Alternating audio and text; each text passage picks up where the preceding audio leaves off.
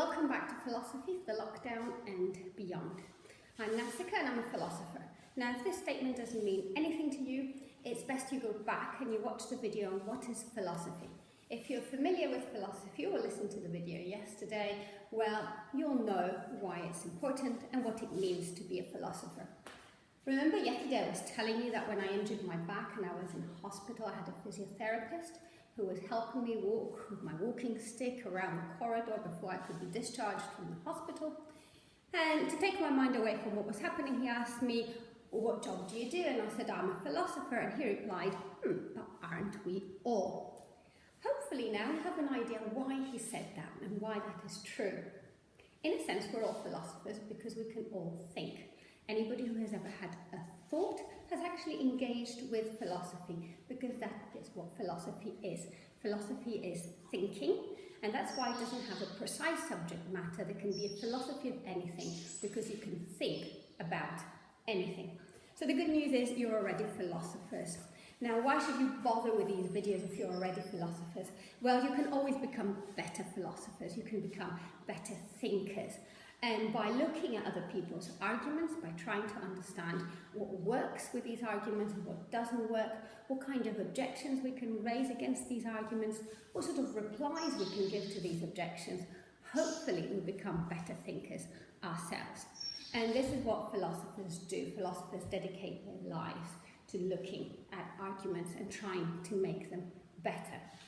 That also makes philosophers rather arrogant people. But maybe one day we'll do a video on moral vices and we'll talk about intellectual arrogance. It's really difficult not to be intellectually arrogant when you think that you're part of a discipline that involves being the cleverest of anybody else. Okay, so today we're going to talk about what is morality. And you might say, well, Nassika, you told us a definition yesterday. What is philosophy now? What is morality? This might be getting a little bit boring. The nose you can see here, I don't know how much you saw it in the video. It's the dog. He's just pestering me. Okay, so why another definition? Philosophers are really interested in definitions. It's really important to know what it is that we are talking about. Because if the two of us start a discussion about morality, but I'm talking about one thing and you're talking about another, we'll never come to understand each other. And if we don't understand each other, we'll never have a meaningful engagement with each other's ideas. And philosophy needs other people. You need to bounce your ideas against other people and see what happens. Do they agree with you? Do they not agree with you? Can you change your ideas in response to what they have to say? So ideally, philosophy is the kind of thing that you do face to face and with other people. That is why I'm asking you every so often to stop the video and think for yourselves. It's very important to me that you come to conclusions rather than just listen to what I have to say. So I want to hear what you think morality is as well. So again, in this video, we'll stop at times and ask you to do different tasks. Ideally, if you can, with somebody else, so that you can bounce your ideas against somebody else. Okay, so what is morality? When I was in high school in Greece and I was learning English, I had a very mean teacher. He was genuinely an evil-intentioned person.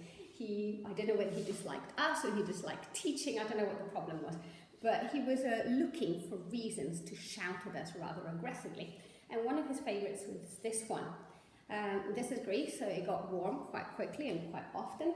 And if you put your hand up and said, "Can I open the window?" he would say, "Yes, you can." And then as soon as you went to stand up to open the window, he would scream at you, sometimes throwing one of the books at your head, because he had not given you, who knows the answer here? Have a moment to think about it. What were you supposed to say instead of, "Can I open the window?" For those of you who are grammar pendants, you'll know that the answer here is, you should have said, "May I open the window?" He was very particular because these two little words, can and may, mean completely different things in the English language. Can is about ability. Do I have the ability to open the window? Are my arms strong enough? Is the window somewhere where I can reach it? So when I asked, can I open the window? His answer was yes, you can. It's quite an easy window to open. There's no reason to think that you can't open the window.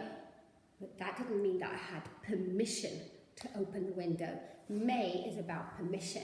And high school students can't do anything without the permission of their teacher. Therefore, we had to say, may I open the window? What does all this have to do with morality? It's a roundabout way to introduce another little word. The way that can is different from may is also different from another little word, should or ought. Should and ought mean the same thing for our purposes here. So should and ought are different from can, which implies ability, and may, which implies permission. To say you ought to open the window is a different thing from saying you can or you may open the window. Now, you ought to open the window. The example is becoming a bit bizarre. Under what circumstances would anybody ever say you ought to open the window? Okay, here is an example. You are walking across a deserted street. You are the only person there. There's nobody else who can help. And you notice that the building is on fire. There is a group of children trapped in a room. The only way out of the room is the window. The window only opens from the outside. You're the only one who can open the window. Okay, nobody else can open the window. You are not in a hurry. You don't have anything better to do. You'd be in absolutely no danger if you were to open the window. Do you see what I'm doing here?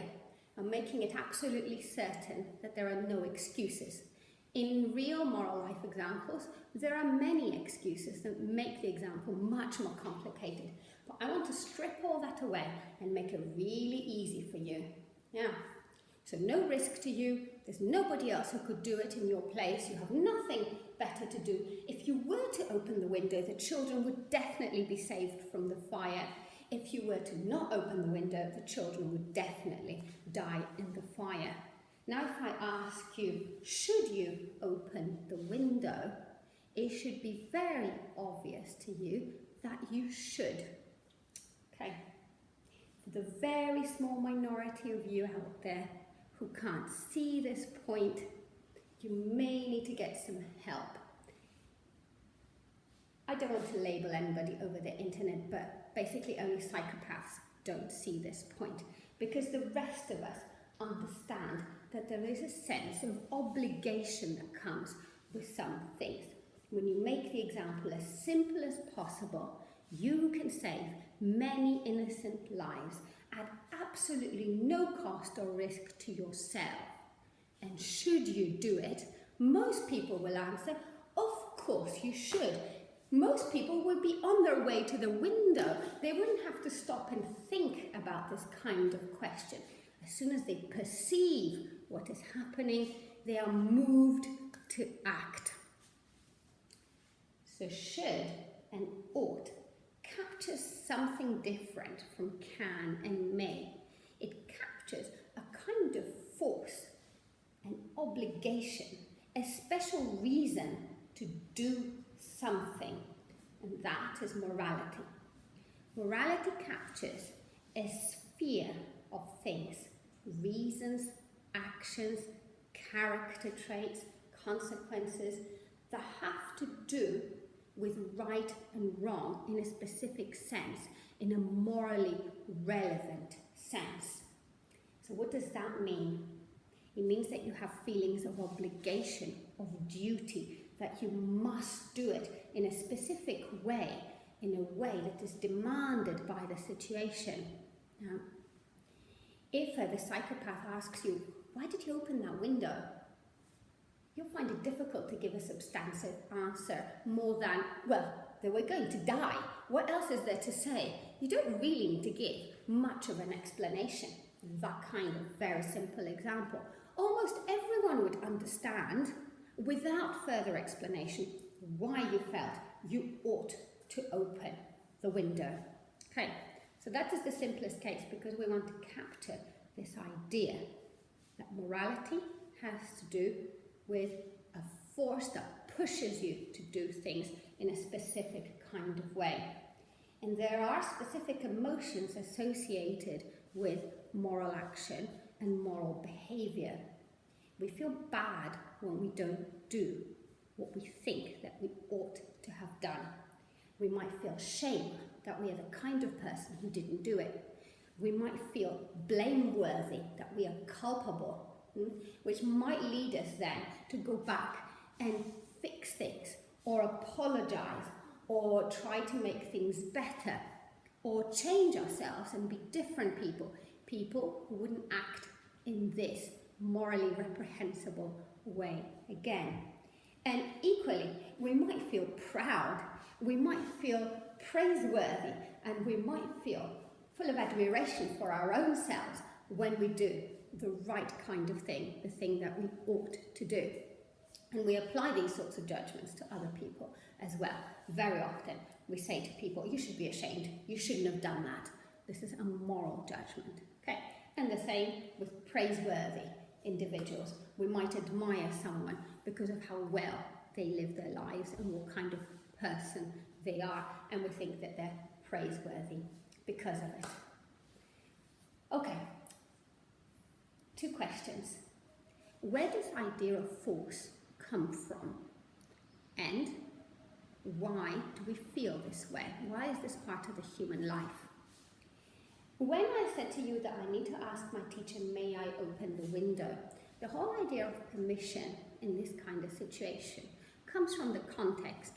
I am a student in a school, and students don't get to do anything they want in the classroom. They have to ask the teacher for permission for a lot of things. To speak, to go to the toilet, to leave because they're not feeling well, and to open the window. Those are the rules of the classroom and the school. And within those rules is how we understand the idea that I need permission in order to open the window. Where does the force of morality come from? Why does it feel like a command, an imperative that you ought to open the window? That if somebody's holding you back at that moment and you see the children dying because of the fire, you try to break free and you go and do it. Well, this is a big topic. You can have different views on this. It could be that the force of morality comes from the law.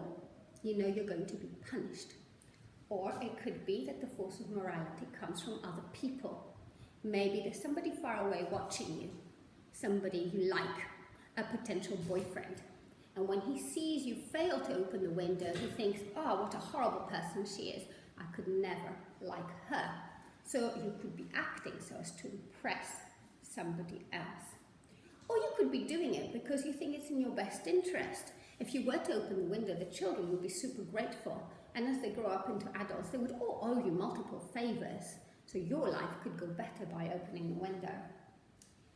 Philosophers tend to think that all these views are slightly wrong.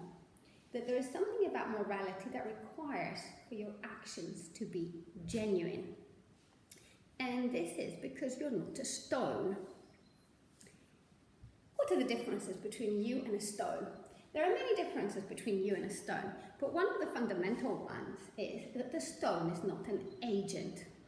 You're a person with motives and intentions, beliefs and reasons. You express who you are in what you do. Fundamentally, you do things. The stone does nothing. But you do things that are an expression of who you are, that are a part of how you choose to do things. When you say, I saved the children, you mean, I chose to save the children. This indicates something about the kind of person that I am. Now, agency is pretty much almost unique to human beings. Maybe some higher primates have some indications of agency. I'm not too sure. It's an interesting question for zoologists and philosophers to consider together. But it is definitely completely different from what stones do. Stones do nothing.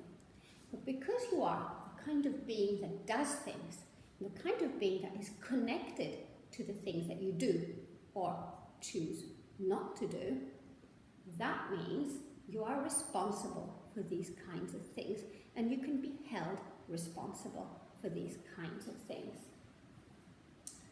Okay. So this idea is that morality comes from within you, and it is an expression of who you are. It can be developed in many different ways. Some philosophers think that fundamentally this is a matter of sentiments, of emotions, that we are built in the kind of way that when we see other people suffer, we're moved by this suffering. And this is who we are. So when we see pain and suffering, it makes us feel the equivalent emotions. We feel sympathy for others, we feel empathy for others. And this is what pushes us to behave in a moral way towards others. Other philosophers think that it is a matter of reason. We are able to think, and this is what distinguishes us from other animals. We don't simply act. We don't say, hungry, food. We stop and think, how much food is there? Who else is hungry? What is an equitable and just way of distributing this food? Should I give more food to my children or keep more for myself? Should I share my food with my neighbour who has none? All these are questions that a dog, for example, would never consider, but they are part of who we are as a species. We're a species who can think about these things, who does think about these things, and it is the thinking of these things that generates these moral ideas. Of course, this is a huge and complicated topic, and philosophers disagree with each other in very extreme ways. Some philosophers think that fundamentally we're really good-natured and we're bound to do the right thing, but it's just circumstances that trip us up. Other philosophers think that fundamentally we're absolutely wild and left to our own devices. We would be warring against each other and killing anybody we could in order to benefit ourselves and those we care about. Okay, this is quite complicated, but I think we'll leave it there for the moment.